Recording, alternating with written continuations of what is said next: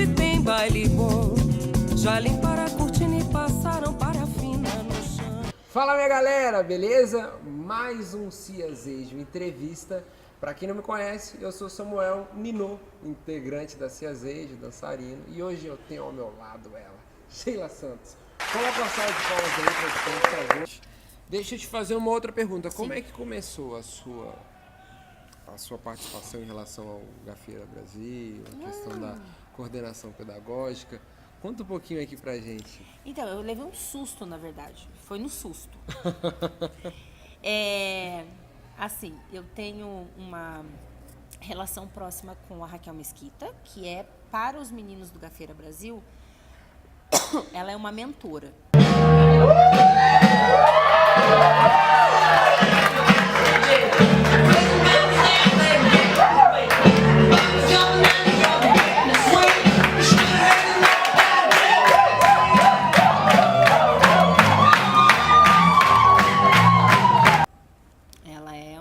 Uma pessoa que eles disputam muito. Vinícius, Rodrigo, Rodrigo e Patrick. Eu conheço os três também, né? Eu tinha menos intimidade com o Vinícius, com o Patrick e com o Rodrigo eu já tinha um pouco mais de proximidade. E aí um belo dia, eu participei do... Eu não sei as contas, tá? Mas eu acho que eu participei do segundo Gafieira... o segundo Gafieira Brasil eu fui como convidada deles. Eles me mandaram um convite e eu fui para participar. Uhum. E no terceiro Gafieira Brasil, eles me ligaram, onde o Rodrigo me ligou e falou, professora, porque ele me chama de professora, então, a gente fez uma reunião e a gente percebeu a partir dos feedbacks dos participantes, porque eles sempre fazem uma avaliação do evento, e eles tinham recebido ao longo daquele período, pós-evento, algumas reclamações a respeito das aulas, que o show era muito legal, mas as aulas estavam deixando a desejar no quesito organização, pensamento e tudo mais, né? Uhum.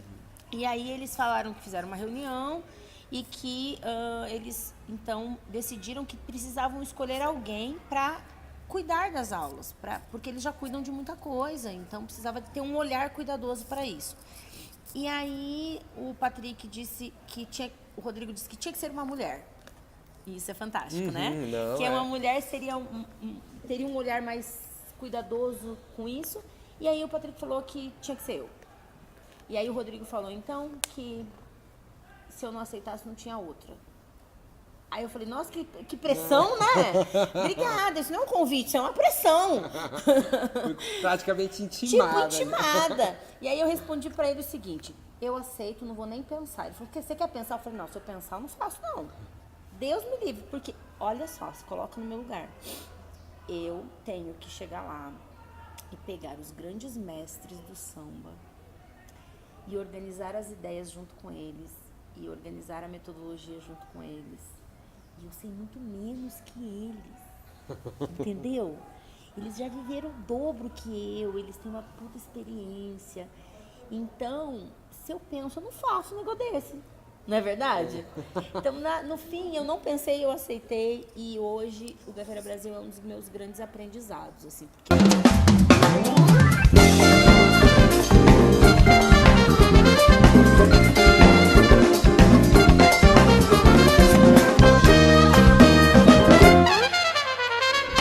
Eu tenho a honra e a oportunidade que muitos gostariam de ter, de sentar do lado do Valdeci, do Carlinhos Jesus, do Jaime, do Jimmy, da Raquel Mesquita, do Bolacha, e poder bater um papo com eles. E aí toda vez que a gente vai planejar uma aula deles, eles me contam várias histórias que valem milhões de reais, aquelas histórias que eles contam, porque várias vezes eles nem lembram dessas histórias para contar depois. Então eu acabo recebendo um aprendizado fantástico, exclusivo, assim, sabe? Que é muito legal. E então eu acho que eu tenho aprendido muito mais do que colaborado com o Gafieira Brasil, porque eu tenho aulas particulares. Uma consultoria gratuita ali, né? Exatamente. E é um desafio, claro, porque a cada ano que a gente melhora um pouquinho a estrutura do evento, a expectativa dos participantes sobe, então a gente tem que fazer alguma coisa melhor no outro ano. E essa tem sido o nosso grande desafio, Mas é muito gratificante. E um outro ponto eu acho que é importante, assim, eu não sou carioca e eu não sou do samba, né? Então, acho que tem pontos importantes nesse meu papel ali dentro, assim. Eles me confiam uma tarefa que não necessariamente precisa, eles sempre falam isso pra mim. A gente não precisa que você seja um especialista em samba, a gente precisa que você seja um especialista em metodologia, em organização, e que você consiga atingir aquele professor, né? Então, e eu acho também que tem uma outra coisa legal, que é esse novo cargo que surge nos congressos de dança, que é o coordenador pedagógico. Se mais coordenadores pedagógicos aparecerem por aí, a gente vai ter eventos mais bem organizados de temática, de horários, de tudo, né? Sem contar no aprendizado do aluno, que está sendo de fato algo pensado e estruturado. Estruturado, direcionado. Então, por exemplo, o Gafeira Brasil será em abril do ano que vem. Mês que vem, em outubro, eu estou indo para o Rio para começar o processo de planejamento. Então, eu vou ao Rio, basicamente ao Rio, e os outros professores que são de fora do Rio, a gente faz isso por Skype ou por telefone.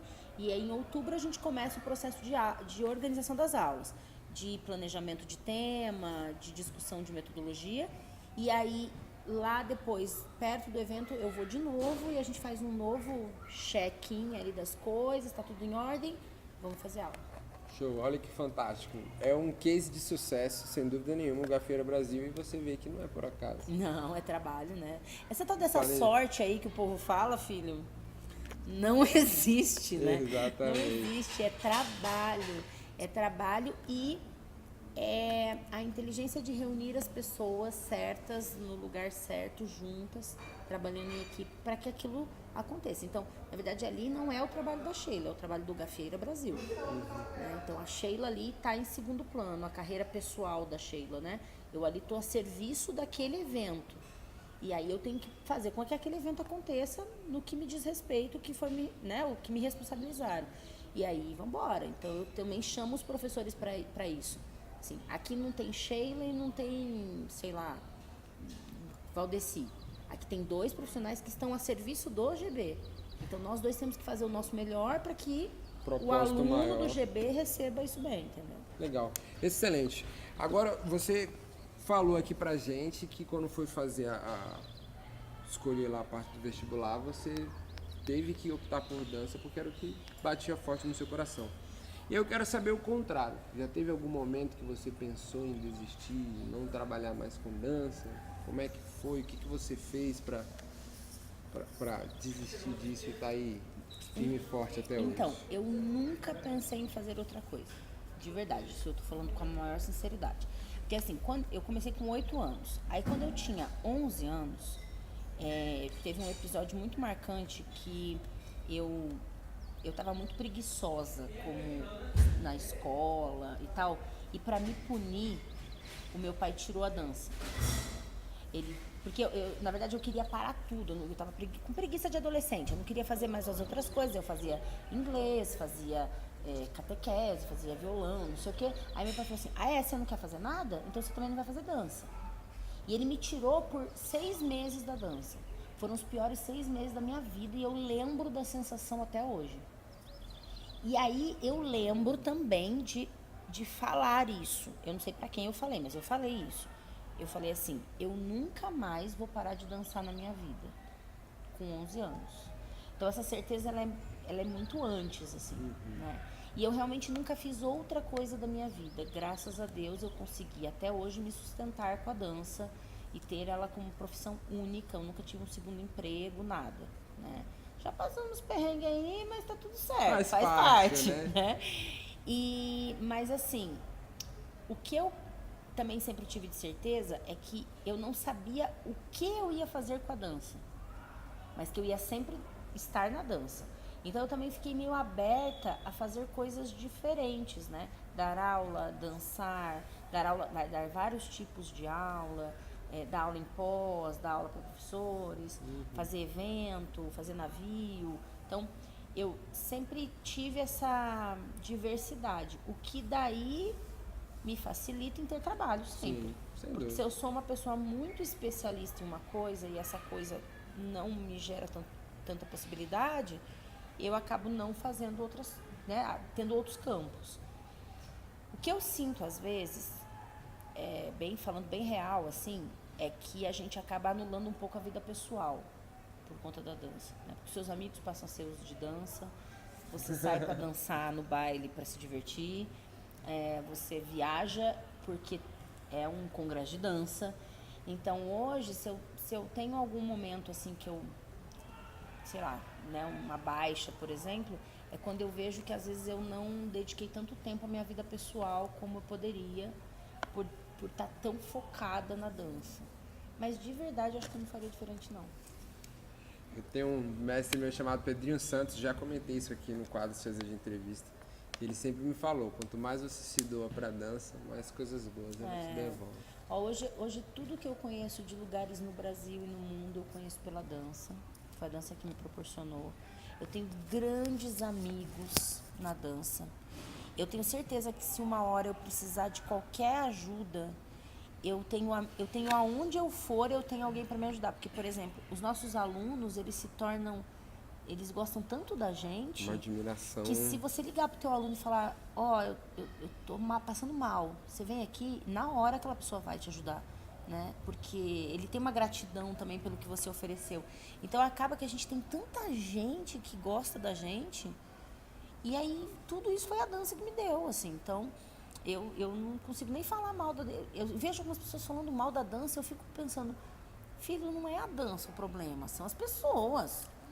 A dança não tem problemas, a dança é acima do bem e do mal, assim, ela tá muito superior a gente, assim. E a dança quem ferra a dança são as pessoas. Sim. Entendeu? Não tem porquê. Eu nunca pensei em desistir, não, nunca. Mas o que eu acho interessante na sua história é porque tem muita gente que, eu queria viver da dança, mas aí se você olhar para pensar, será que ele traça um planejamento do que ele precisa fazer, quais são os locais que ele precisa percorrer? E aí eu vejo que tem muita gente que reclama, mas se você olhar, você vê que a pessoa, vamos dizer assim, não está fazendo por onde.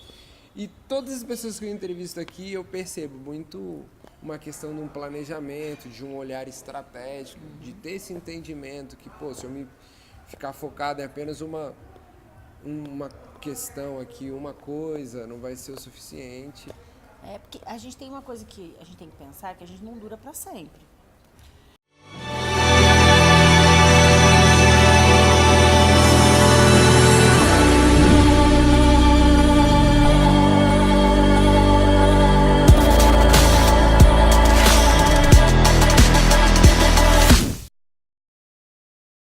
Vem que hoje tem baile bom, já limpa